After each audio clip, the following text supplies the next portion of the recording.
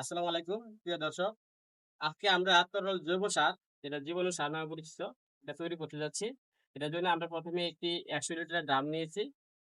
এই ড্রামের পাশাপাশি আমাদের এখানে অনেকগুলো উপকরণ আছে, দেখতে পাচ্ছেন। এই উপকরণগুলো দিয়ে আমরা একটা তরল জৈব সার তৈরি করবো ১০০ লিটারের। তার জন্য আমরা প্রথমেই যেটা করব সেটা হচ্ছে আমাদের ১০ কেজি গোবর লাগবে।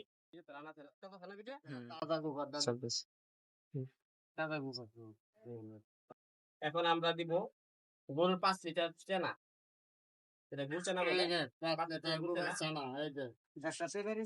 এখন নিব আমরা, এখানে আছে লালি ১.৫ লিটারের মতো। এই লালিটা দিব।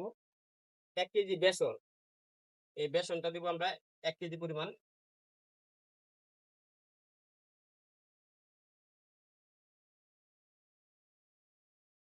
তারপর দিব আমরা ধানের ১ কেজি পুরা।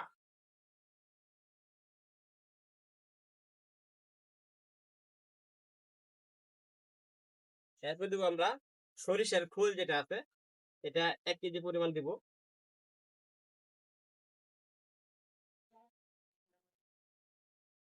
এরপর দিব আমরা চাল ধোয়া পানি ১ লিটার পরিমাণ, চাল ধোয়া পানি। এরপর আমরা দিব একটি ডিম কুসা সহ হাত দিয়ে ভেঙে সেই ডিম দিব। এরপর আমরা ১০০ গ্রাম টক দই, যেটা সেই টক দইটা দিব।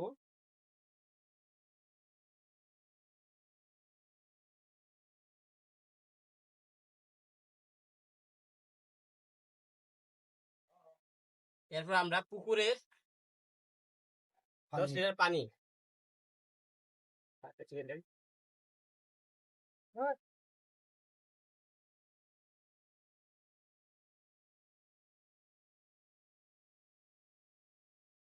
এরপর আমরা যেটা করবো সেটা হচ্ছে জঙ্গলের মাটি, ১ মুঠো পরিমাণ জঙ্গলের মাটি দেওয়ার পরে আমরা সমস্ত মিশ্রণটুকু আমরা ডান দিক থেকে বাঁ দিকে এভাবে ঘুরাবো। এই মিশ্রণটি ডান দিক থেকে বাঁ দিকে ঘুরাতে হবে, পুরোটা ঘোরানো যাবে না। আর এই কাজটি দিনে ৩ বার করতে হবে, সকালে একবার, দুপুরে একবার এবং সন্ধ্যায় আরেকবার।